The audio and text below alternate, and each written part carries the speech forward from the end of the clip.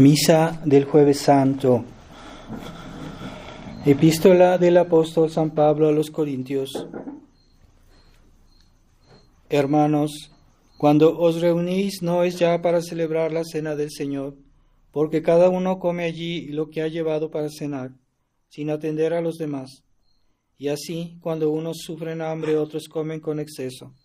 Pues que no tenéis vuestras casas para comer y beber, o venís a profanar la iglesia de Dios y a avergonzar a los que nada tienen. ¿Qué os diré de esto? Os alabaré.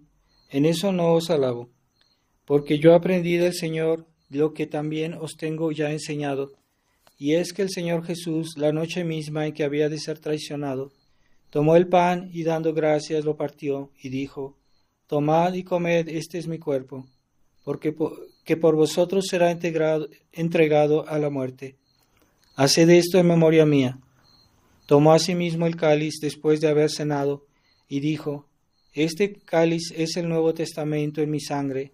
Haced esto cuantas veces lo bebiereis en memoria mía. Pues todas las veces que comiereis este pan y bebiereis este cáliz, anunciaréis la muerte del Señor hasta que venga. Así, cualquiera que comiere este pan y bebiere el cáliz del Señor indignamente, será reo del cuerpo y de la sangre del Señor. Por tanto, examínese a sí mismo el hombre, y entonces coma de aquel pan y beba de aquel cáliz.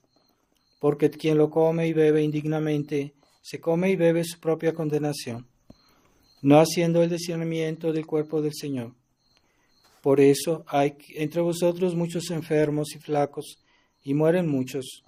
Pues si antes nos juzgásemos, no seríamos juzgados por Dios. Si bien, cuando lo somos, el Señor nos castiga como a hijos, con el fin de que no seamos condenados juntamente con el mundo.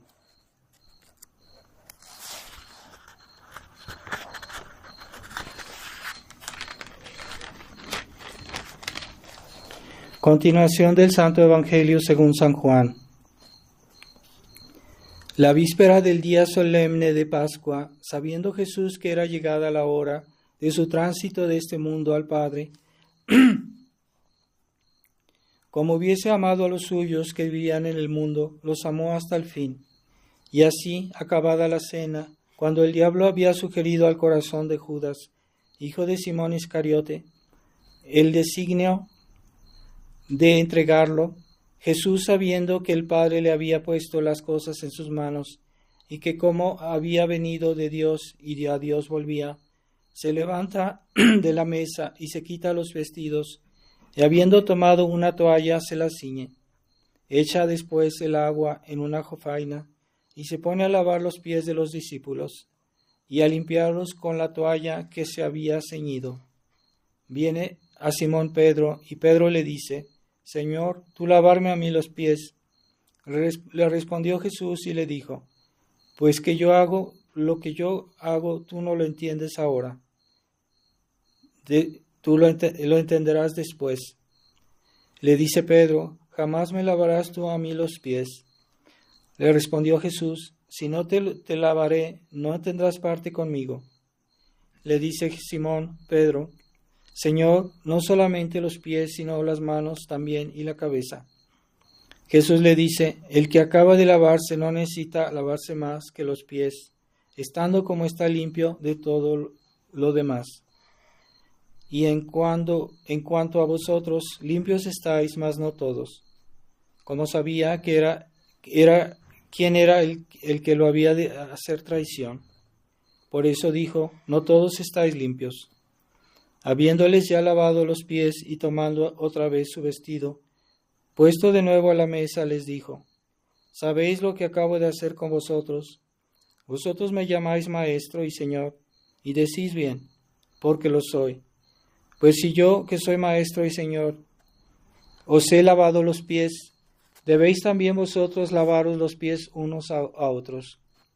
Ejemplo os he dado, para que así como yo he hecho con vosotros, así también lo hagáis también vosotros. Después de la ceremonia de la misa, tenemos la traslación del Santísimo Sacramento al sepulcro. No hay que irse de aquí porque después volvemos del sepulcro para hacer la denudación de los altares. Entonces se hace después de la procesión al sepulcro. Ya después de hacer la denudación de los altares, pasamos en adoración al Santísimo hasta la medianoche. Así que hay que turnarse unos y otros en esta adoración para que no se quede el Santísimo solo hasta la medianoche, y todos, por lo menos uno debe estar presente ahí para hacer la adoración. No hay que dejarlo solo. En el nombre del Padre, del Hijo y del Espíritu Santo. Amén. Ave María Purísima. Estimados hermanos, estamos en esta noche que es al mismo tiempo una noche de grandes regalos que Dios nos hizo, pero al mismo tiempo de una gran tristeza, que es cuando nuestro Señor fue llevado preso, fue llevado cautivo para ser sacrificado. Pero antes de despedirse, nuestro Señor le dijo a los apóstoles, le dio a ellos sus más grandes tesoros y les mostró su mayor amor en esta última cena. En la última cena les lavó los pies para mostrarles no solo el cariño que les tenía, sino hasta el respeto que les tenía, aunque fueran sus criaturas. Y nos enseñó la práctica de la caridad. Una cosa es hablar de la caridad, una cosa es decir yo te amo, pero otra cosa es cuando uno tiene hechos, tiene pruebas de ese amor. Así que nuestro Señor mostró que no era solo palabras, su caridad hacia los apóstoles, les lavó los pies y les dio los más grandes regalos que también son para nosotros, que son la Eucaristía, el sacerdocio, la Santa Misa. Fue la primera Santa Misa que se dijo esa noche, y desde entonces hasta hoy siempre se ha dicho la misa. Entonces, en ese momento, pues nuestro Señor también se queja de la presencia de Judas, que quería traicionarlo.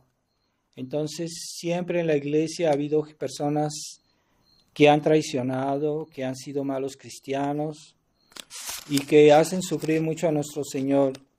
Pero ya que Judas se fue, entonces ya nuestro Señor como que se abrió más con sus apóstoles y ya les habló en un discurso que está en el Evangelio de San Juan, y que ustedes lo pueden leer si quieren, porque es bastante largo, pero es muy hermoso todo lo que nuestro Señor les dice. Y entonces les explica su amor, pero al mismo tiempo les advierte que habrá persecuciones y que habrá quienes no los quieran, ¿verdad? Porque son sus discípulos, porque son sus hijos. Y esa persecución va a durar hasta el fin del mundo, y que nosotros debemos estar acostumbrados, debemos estar preparados, debemos tener la idea de que vamos a hacer sufrir persecución siempre. La iglesia siempre ha sido perseguida. Entonces, ahorita, en estos tiempos, la iglesia pues es muy mal representada por los malos católicos que se dicen católicos y que obran como paganos. Es muy mal representada por todos esos pastores que dicen representar a Dios y que hacen todo lo que Dios no quiere que hagan, ¿verdad? Dan sacramentos dudosos, dan una misa que ofende a Dios, una misa protestantizada que hace gradualmente perder la fe, una misa envenenada que está mal en sí misma y que por lo mismo es ilícita y no debemos ir a esa misa, no está permitido, no podemos ir y no podemos aconsejar a los demás de ir a esa misa. Entonces, la iglesia está mal representada por aquellos que deberían representarlo a nuestro Señor porque recibieron esa misión. Y también a veces los mismos que pretendían llenar ese hueco en la tradición, con la tradición, pues ahorita están también fallando, están también echando marcha atrás. Y esa infidelidad pues también es nuevo sufrimiento para nuestro Señor de ver esa infidelidad, porque Él en ese momento, Él sabía todo lo que iba a pasar hoy. En ese momento Jesús sabía todo lo que iba a pasar en nuestra época, todos nuestros pecados, todas nuestras debilidades, Él las conocía. Entonces ya desde ese tiempo Él sufrió por nosotros, pues sufrió por nuestra causa y por las infidelidades de hoy, que se cometen hoy. Él tenía la ciencia del futuro, de todo lo que iba a pasar, entonces Él sufrió no solo por los hombres de su época, no solo por los hombres antes de Él, antes de su nacimiento, desde Adán, pero también sufrió por todos los hombres que iban a venir después de Él, hasta nuestros días, hasta el fin del mundo. Entonces Él era consciente de toda la historia del mundo en ese momento, y eso lo hizo sufrir mucho a nuestro Señor.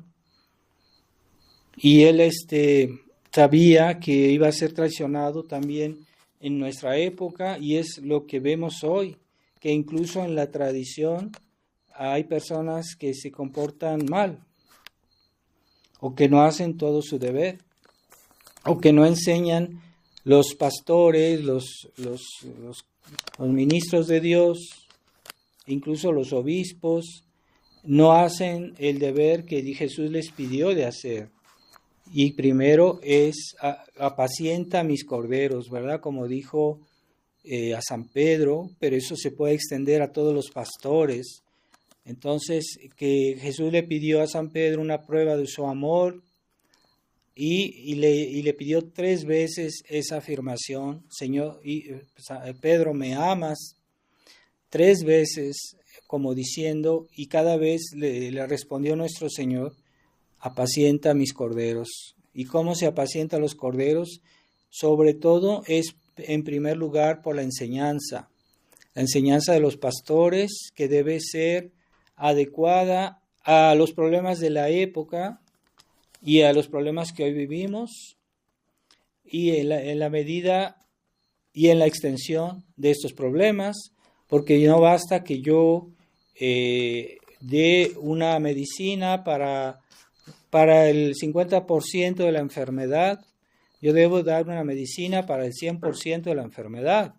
Así que los pastores deben tratar de enseñar toda la verdad, no solo parcialmente. Entonces hay muchos tradicionalistas que están comprometidos ya con Roma y dan alguna enseñanza. Yo no digo que no den ninguna, pero dan una enseñanza parcial. Pero las almas necesitan una enseñanza proporcionada a sus necesidades, y esa enseñanza debe ser el 100% de la verdad, no solo una parte de la verdad. Entonces no basta hablar y dar la doctrina sobre la misa, sobre los sacramentos, un poco de espiritualidad, sino también hay que enseñar contra los errores que hoy se difunden y que conciernen a las almas. No, ahí está la razón profunda de que la enseñanza debe ser total.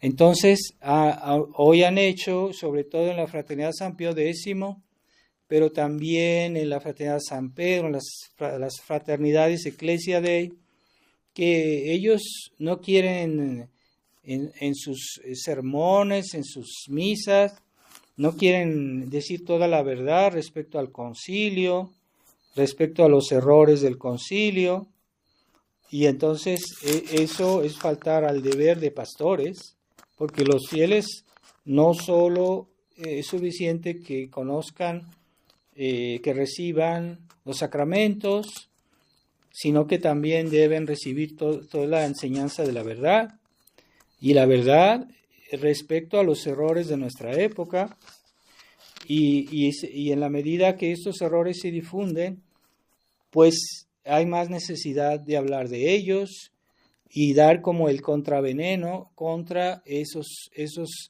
errores que son veneno para las almas. Entonces los pastores que no hablan o que quieren dar una enseñanza parcial o una liturgia sin doctrina, como es el caso de la Fraternidad San Pío X, las sociedades Ecclesia Dei, que a veces tienen muy bonitas ceremonias, con bonitas ornamentos, bonitas cantos, bonitas iglesias, y entonces quieren el fasto, pero eso no es la primera misión de la iglesia. La primera misión de la iglesia es la enseñanza, y la liturgia, los sacramentos, son muy importantes, pero son en segundo lugar. Entonces se ha malentendido a Monseñor Lefebvre, que él decía que él tenía y que tenemos nosotros, sus hijos, una gran devoción a la Santa Misa, claro que sí. Pero cuando a él lo interrogaron y él decía, no, la doctrina es lo principal. Es más importante la doctrina que la misa, porque la doctrina es la enseñanza que viene de Dios, de la enseñanza que nos hace incluso comprender la misa y que nos hace incluso poder conocer la misa y poderla aprovechar. Sin doctrina no se puede ser cristiano, sin doctrina no se pueden practicar las virtudes, sin doctrina no se pueden recibir bien los sacramentos, sin doctrina no se puede uno santificar, no se puede uno salvar. Sin la fe es la primera buena obra que hacemos el día de nuestro bautismo, es pedir la fe a la Santa Iglesia.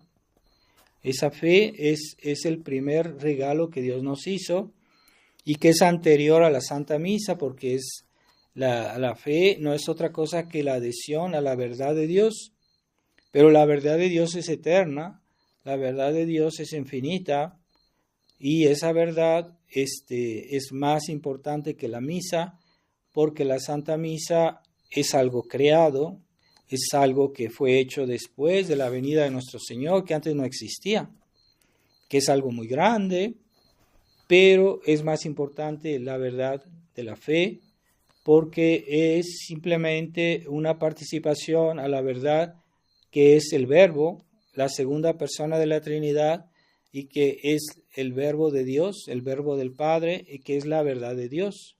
Y esa verdad es Dios mismo. Dios mismo es la verdad. Entonces, la Iglesia nunca ha dejado en segundo lugar la verdad, y eso es típico de los católicos liberales. Para los liberales, la verdad no es un bien absoluto, es un bien relativo, por eso la someten según las oportunidades, ¿verdad? Ahorita es oportuno decir la verdad, entonces yo no la digo, entonces la digo, pero si no es oportuno, entonces ya no digo la verdad. ¿Por qué? Porque la verdad es un bien relativo respecto a mi tranquilidad, a mi bienestar, a la paz. Entonces quiere decir que la verdad es un bien relativo.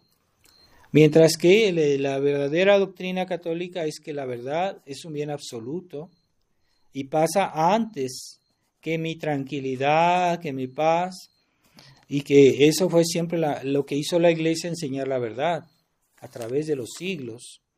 Y es, ¿qué hacían los grandes concilios de la iglesia? Pues primero enseñaban la verdad. Todos fueron siempre nos dejaron unos documentos, cada concilio, de los 20 concilios de la historia de la iglesia, todos nos dejaron unos documentos en los cuales se describe, eran documentos doctrinales que describían la fe, que describían la doctrina, y es lo que nos dejaron. Entonces la verdad fue el primer objetivo de estos concilios, de defender la verdad y de hacerla conocer. Pero la historia nos muestra que el católico no solo está llamado a amar el bien, a conocer la verdad, sino también a combatir el mal y a combatir el error. Eso forma parte también de nuestra misión. Entonces, los católicos liberales quieren hacernos creer que es suficiente que amemos el bien, que amemos la verdad, pero no es necesario estar combatiendo el error, estar combatiendo el mal, que eso basta que nosotros nos portemos bien y demos el buen ejemplo y que eso será suficiente para que los demás se conviertan. Pero esto es un error, porque de hecho la iglesia nunca practicó así las cosas, y todos los concilios de la historia al fin terminaban con los anatemas. Todos los concilios de la historia eran combativos contra los errores, combatían el mal, y eran siempre la guerra doctrinal, la guerra también la guerra de las virtudes, ¿verdad? Porque tenemos que practicar las virtudes delante de un mundo que practica los vicios. Entonces, es de una manera de combatir el mal. Si yo tengo una persona que me da el mal ejemplo, pues yo debo tratar de practicar el bien como debe ser, y debo tratar de combatir a ese mal ejemplo de esa persona, a veces hablando, a veces explicando. No es necesario siempre pelear directamente, pero a veces puede llegar a hacerlo, pero a veces nosotros podemos manifestar lo que es la verdad, lo que es justo, y eso es un combate contra el error. Y incluso en la misa, hay partes de la misa que fueron introducidas en base a un error de la época. Por ejemplo, hubo una época en que algunos negaban que en la hostia estaba también la sangre de nuestro Señor, que estaba todo completo, y sabemos que la presencia real de Jesucristo está completa no solo en la hostia, sino también en el cáliz. Entonces, no es necesario, para manifestar que están completos los dos, es en el momento después del Padre Nuestro, en la misa, se fracciona la hostia y se echa un pedacito de hostia en el cáliz para mostrar para denunciar ese error que quería hacernos creer que en la hostia solo estaba el cuerpo de Cristo, que no estaba también su sangre. Entonces, a lo largo de los siglos, la Iglesia ha instituido muchas cosas. Cuando una herejía surgió, la Iglesia siempre tenía una reacción, y esa reacción se manifestaba en los documentos de los concilios, en los documentos de los papas, o también en la liturgia. Hay ceremonias que fueron añadidas después para denunciar un error, para combatir un error que surgió en esa época. Entonces, por eso en la liturgia también hay eso, ¿verdad? Que una vez que pasó una herejía en el mundo, ya no puede ser igual las cosas. Ya necesitamos siempre el contraveneno contra ese error. Ya no va a ser igual. Entonces necesitamos de alguna manera estar protegidos contra ese error. ¿Por qué? Porque ya pasó ese error. y ahorita para ser buen católico ya hay que tener el contraveneno contra ese error. Entonces, una vez que en el mundo hubo el protestantismo, pues ahora el mundo ya no es igual. Ahora los católicos deben ya tener el contraveneno contra el protestantismo. Y ya nosotros debemos ya actuar de una manera mucho más íntegra contra esos errores.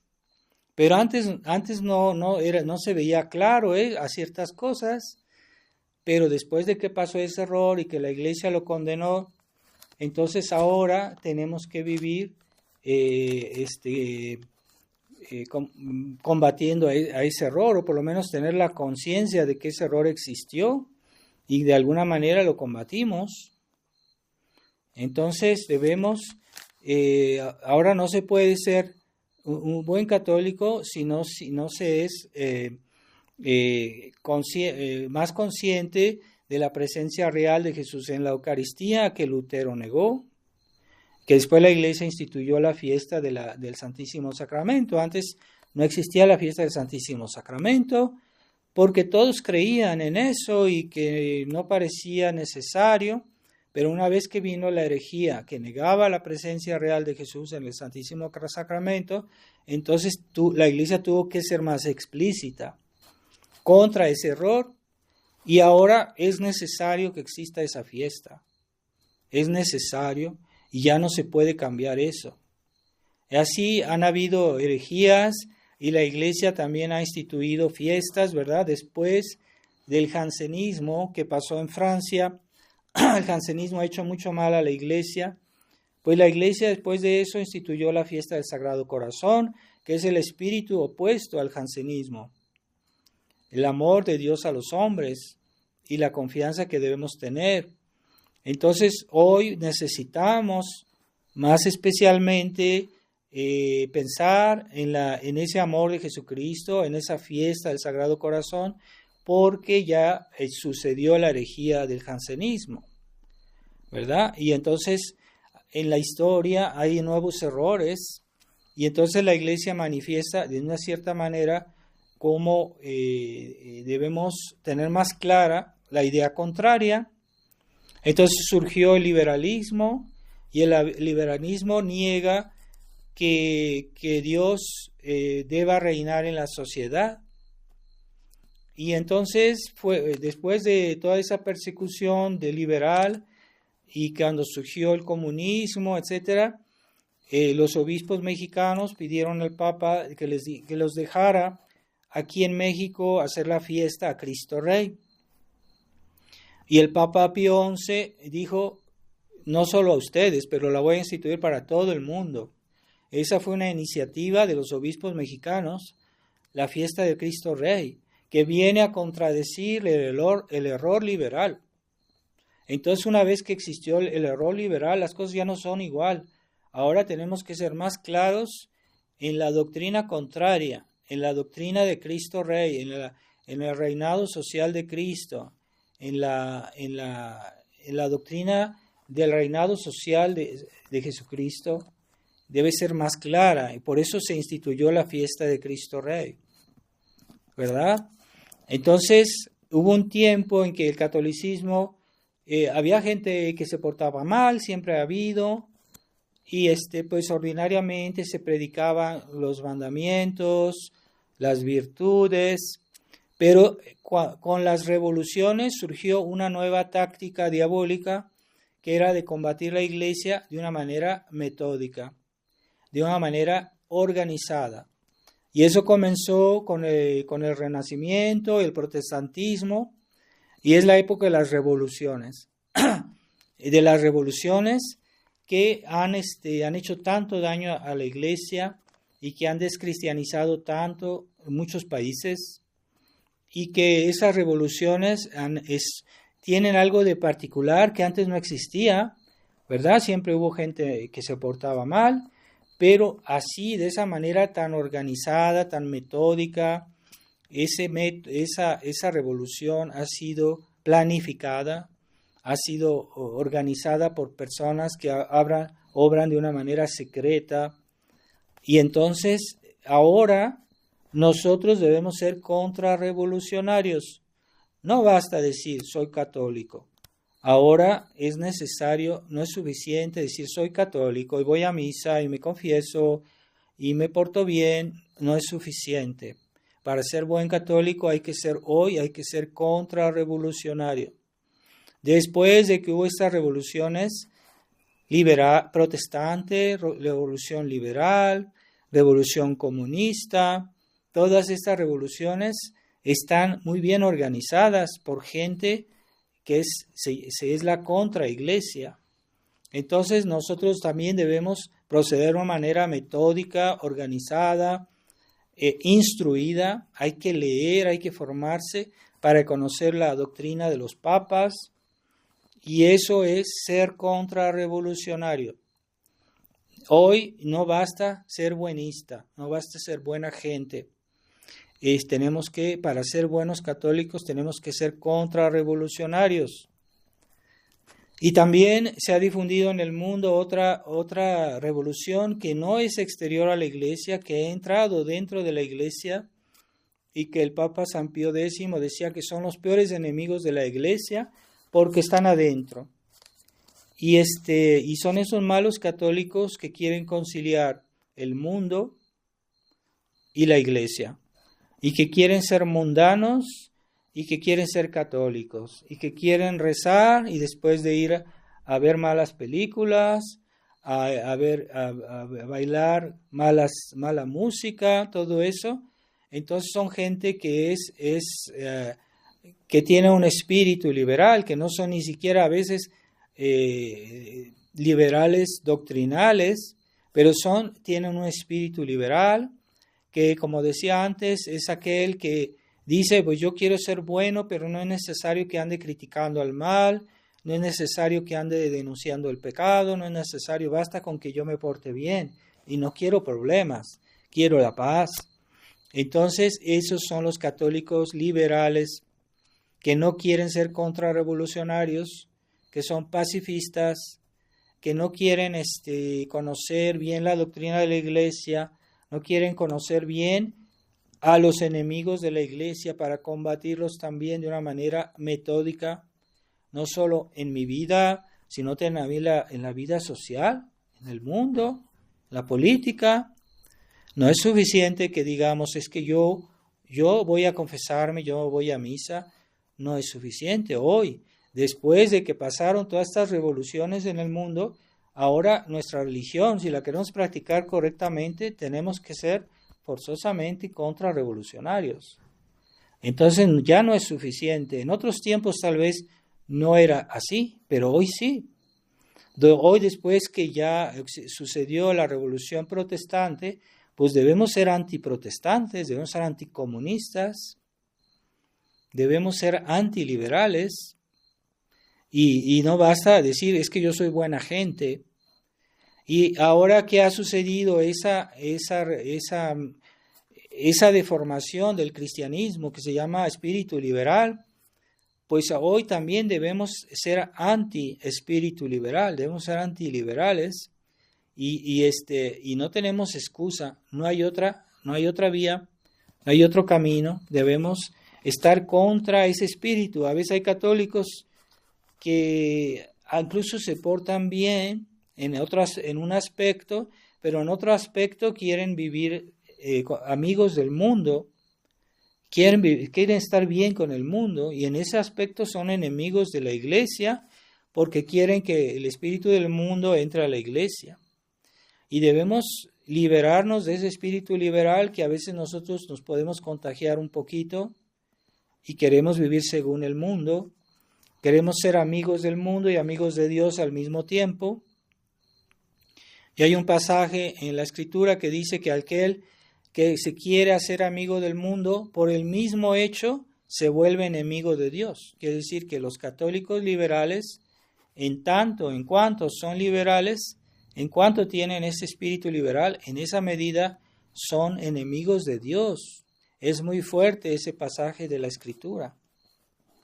Entonces, hoy no basta ser un buen católico, no ser un católico de misa, un católico de domingo. Hoy hay que ser también contrarrevolucionarios después de todas las revoluciones que ha habido contra la iglesia. Hoy todos debemos ser cristeros, no hay otra, porque hay esa revolución contra el reinado social de Cristo y Cristo Rey, pues es la verdad de Cristo Rey, es la afirmación de la verdad contraria a esos errores. Ya no podemos hacer de otra manera nuestra vida cristiana, tenemos que ser contrarrevolucionarios, antiliberales, anti esa mentalidad de espíritu moderno que disuelve a la iglesia. Y entonces ese error que hay hoy en la fraternidad, mucha liturgia, poca doctrina, es un error de decir a los fieles: ustedes no se preocupen, nosotros los padres, los sacerdotes, nos ocupamos de todas las cuestiones doctrinales y ustedes nomás se preocupan de barrer su casa y de lavar los platos. Pero no es así, también los fieles tienen que participar en esta lucha y es bueno que sean conscientes, por lo menos para decir su rosario, para pedir por eso, pero también en la vida social no es fácil en la vida social o en la política, no es fácil. Hay que estar instruidos para poder hacer el buen combate contra el error, contra el liberalismo. Así que no basta que tengamos el amor y la práctica de la verdad y del bien, también debemos ser debemos ser enemigos del mal. Y el mal que está a veces en las personas que amamos. Hay personas que por una parte son pues buena gente, buenas personas, pero tienen un problema, tienen un defecto, tienen una falsa concepción de las cosas y en esa medida somos sus enemigos. Tratamos de ayudarlos para que abandonen esa mentalidad y debemos combatir esos errores para que ellos se conviertan bien, para que entiendan bien. Ese es el sentido de nuestro combate. Y el mal no se combate solo en privado, solo cuando yo digo el rosario, a veces también en los hechos, en los actos, públicamente. Y la iglesia no es una sociedad secreta, la iglesia es una sociedad pública. Siempre ha sido así, aunque hubo épocas en que se comportó de una manera discreta, por ejemplo en las persecuciones, en el tiempo de las catacumbas, pero no dejó de ser una sociedad pública, aunque tuviera que esconderse un poquito, ¿verdad? Pero dentro de ella misma siempre se enseñaba la verdad abiertamente, pero hay personas, hay sacerdotes que no quieren decir todo y que obran con un cierto secretismo. Ese secretismo es malo y hace que los fieles sean ignorantes de muchas cosas y los sacerdotes no les dicen todo y no les dicen hay que rezar por esto, hay que tratar de evitar esto, evitar aquello, esto es malo, no hay que hacerlo, hay que evitarlo. Es necesario hablar. Pues la iglesia es una sociedad pública, no es secretista. Entonces, todo lo que la iglesia enseña pues, es público. Siempre ha sido así. Entonces, ahorita hay tradicionalistas que se esconden, pero de una manera viciosa, es que no quieren decir, a veces no hay necesidad de ser discretos porque no hay ninguna necesidad, pero incluso entre ellos también hay esa mentalidad de secretismo, de silencio sobre muchos temas, y nosotros debemos denunciar sobre todo los errores que son más peligrosos. En esta época, esos errores, por ejemplo, esa deriva de Roma, de los obispos modernistas, del Papa modernista, que están tratando de hacer que el pueblo sea modernista. Entonces, si yo comienzo a callar que el Papa tiene un problema, los fieles se van a confiar y van a decir, pues sí, es que el Papa es buena gente y no todo lo que dice está mal y entonces hay que comenzar a abrir las puertas y entonces empiezan no se cuidan, no ven la diferencia. Entonces, dicen que hay una serpiente que cuando pica, me parece que es el áspid, esa serpiente produce placer, esa picadura no duele, hace que el cuerpo se dilate y se sienta uno bien. Entonces el cuerpo, por lo mismo, deja pasar el veneno en todo el cuerpo, y ya que el veneno pasó por todo el cuerpo, entonces lo mata. Entonces ese veneno es agradable, no duele, y entonces el cuerpo no se defiende, no reacciona, no hace nada, y cuando ya menos se da cuenta, ya está en todo el cuerpo el veneno y ya lo mata definitivamente a esta persona. Pues así, el error es así también. Y si estamos siempre diciendo, es que no es necesario saber todo, no es necesario criticar todo, sí es necesario saber, porque estamos expuestos a un bombardeo. Hoy en los medios de comunicación se difunden muchos errores. Se difunden muchos errores liberales y debemos conocerlos. El Papa enseña barbaridades y debemos saber, porque si no eso se contagia poco a poco y nos volvemos liberales. Es por eso que con más razón, cuando el error se difunde, es el momento de denunciarlo, no cuando ya pasó el problema, ¿no? Es que el momento de que está tratando de difundirse es el momento de denunciarlo. Entonces, nuestro Señor dio a los apóstoles este día un gran ejemplo de amor, pero Él también denunció en ese momento. Por ejemplo, Judas decía, ustedes están limpios, pero no todos. Estaba denunciando la actitud de Judas, su actitud de traicionera, y estaba diciendo, si no haces esto, pues no vas a participar de las gracias de Dios, como le dijo a San Pedro. Entonces San Pedro, tal vez de buena voluntad, dijo eso, pero si lo hubiera hecho, pues hubiera sido una desobediencia.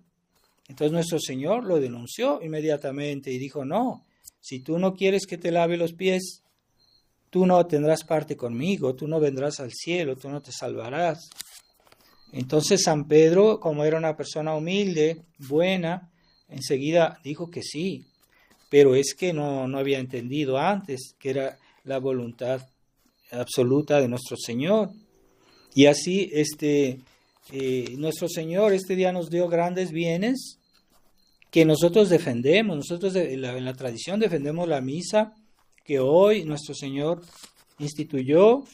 Defendemos los sacramentos porque de hecho no hay sacramentos si no hay sacerdocio. Entonces hoy mismo se puede decir que al instituir el sacerdocio, pues nos abrió todas las puertas a los sacramentos y la Eucaristía, sí, pero todas esas cosas, todas esas riquezas no se conservan, no se pueden conservar si nosotros no estamos vigilantes, si no estamos atentos a quienes las quieren destruir.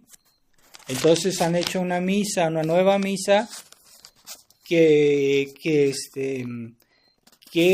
no, sin decirlo, están atacando a la verdadera misa y le están quitando su sentido.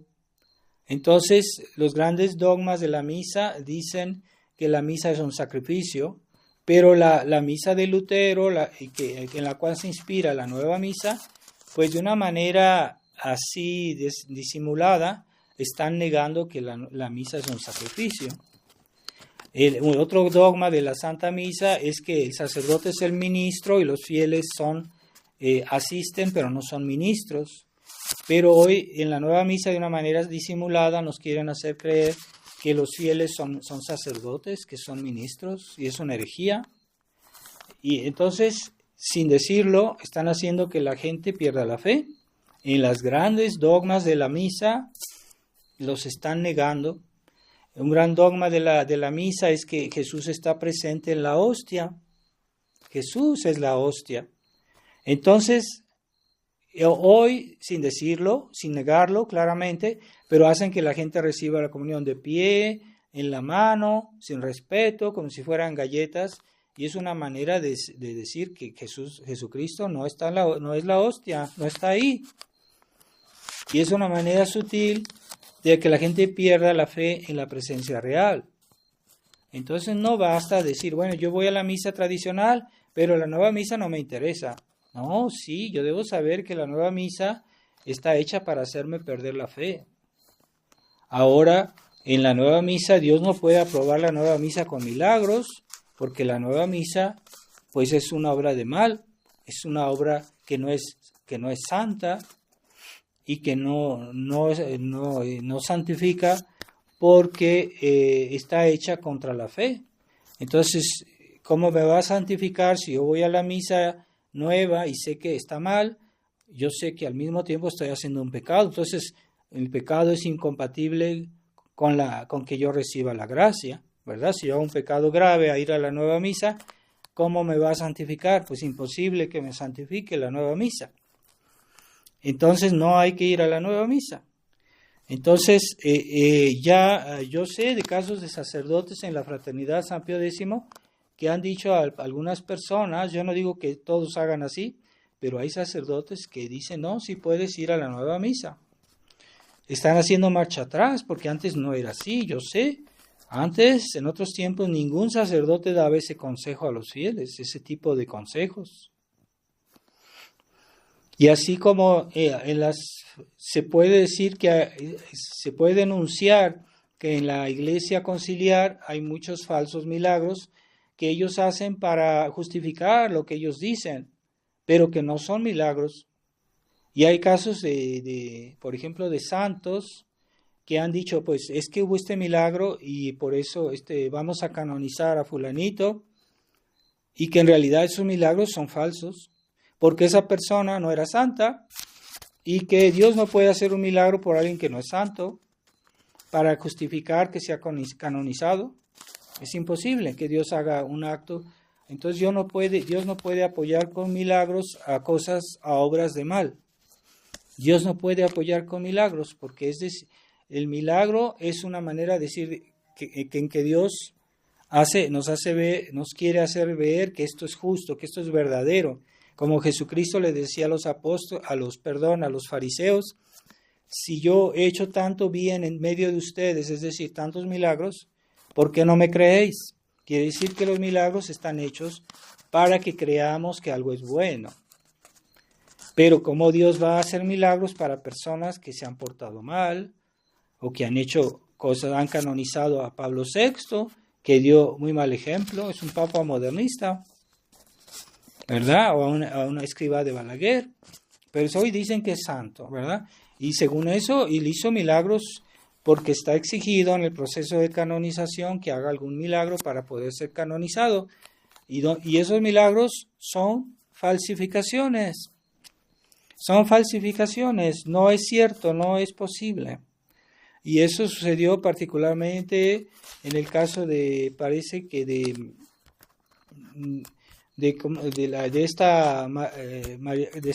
Teresa de Calcuta, ¿no? Que los médicos decían que había una curación y los médicos decían, no, es que esta curación no es milagrosa. Bueno, pues entonces Roma, a pesar de que los médicos habían dicho lo contrario, pues dijeron, no, es que eso es un milagro, y lo canonizaron.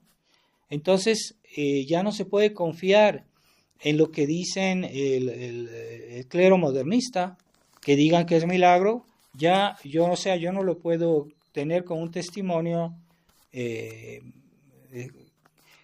sea digno de fe, porque hacen trampa, como ya en muchos casos, con los milagros de las canonizaciones, y ahora andan diciendo que también en la nueva misa hay muchos milagros eucarísticos y que por aquí y por allá. Bueno, y Dios va a hacer milagros para autorizar, para animar a que la gente vaya a esa misa. No puede ser. Eso es un contrasentido. Y Dios no hace contrasentidos. Dios no hace cosas contradictorias. Como dijo Jesús, si yo hago milagros, ¿por qué no me has creído? Una vez creído. O sea, como diciendo, la credencial que yo muestro para mostrar que yo soy enviado de Dios, pues son los milagros.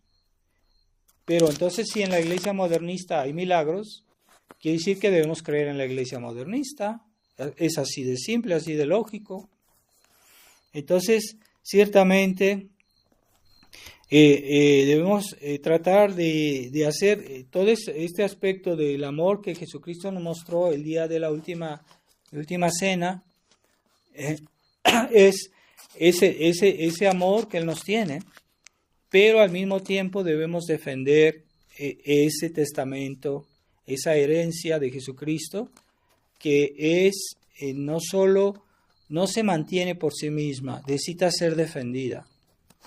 Todas las cosas buenas, no es suficiente que las tengamos, ¿verdad? Si no hay país donde no haya no haya policía, ¿verdad? No haya policía, no haya ejército, no haya abogados. ¿Por qué? Porque existe el mal en el mundo, entonces hay que defenderlo. En las cosas materiales, las cosas humanas, pero también las cosas espirituales. No basta decir, es que yo soy bueno y no temo a nadie. No, todo puede pasar. Entonces necesitamos a alguien que nos defienda eventualmente, porque el mal existe. Y no basta ser bueno, hay que también ser contra el mal, contra el error, antiliberal, y hay que ser combativos contra el mal, contrarrevolucionarios. En nuestra época es necesario ser contrarrevolucionario para ser buen católico. Y ser anti-espíritu liberal, porque el espíritu liberal nos hace perder la noción de la verdad y de lo que es más importante y nos degrada. De una manera gradual nos acostumbramos a vivir en la tibieza. Ese es el espíritu liberal. Así que nuestro Señor quiere también que no solo nos portemos bien, pero que también seamos guerreros contra el mal, con la ayuda de la Virgen María, y que ella en toda la pasión de nuestro Señor permaneció a su lado, es decir, combatiendo, y no tuvo vergüenza, no tuvo miedo, no tuvo pereza o alguna cosa. Ella hizo bien su testimonio de su presencia y de su profesión, de su fe, contra aquellos que estaban acusando a su hijo, ¿verdad? Entonces pedimos a Nuestra Señora en esta noche que nos dé la actitud correcta para consolar a nuestro Señor, que fue llevado preso, y para hacerle compañía en esta persecución. Ave María Purísima, sin pecado concebida.